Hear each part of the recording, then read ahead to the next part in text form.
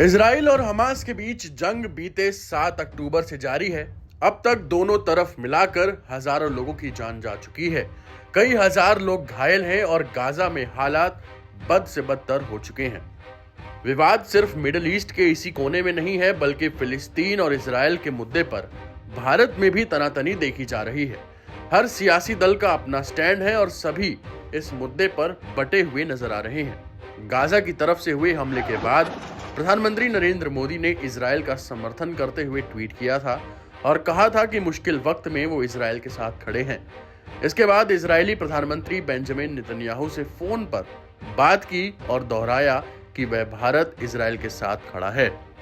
13 अक्टूबर 2023 को दिल्ली में हुए G20 पार्लियामेंट्री स्पीकर समिट में भी पीएम मोदी ने आतंकवाद पर चर्चा की और हमास पर निशाना साधा।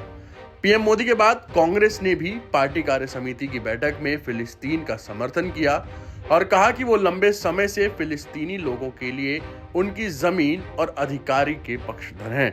बीते शुक्रवार को कार्य समिति की बैठक में इजराइल और हमास के बीच सीज फायर की भी मांग कांग्रेस ने की। पार्टी ने सरकार के रुख पर भी सवाल खड़े किए और पूछा कि फिलिस्तीन पर भारत के परंपरागत रुख में बदलाव क्यों आया।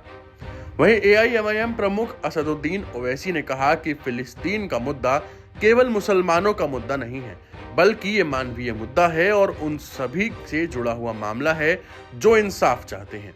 हमारे वजीर आजम से कहना चाहेंगे कि मोदी जी रोको जो गाजा में जुल्म हो रहा है फलस्तीनियों पर। आपने कहा कि India stands in solidarity with the Palestinian people, तो सॉलिडारिटी दिखाओ।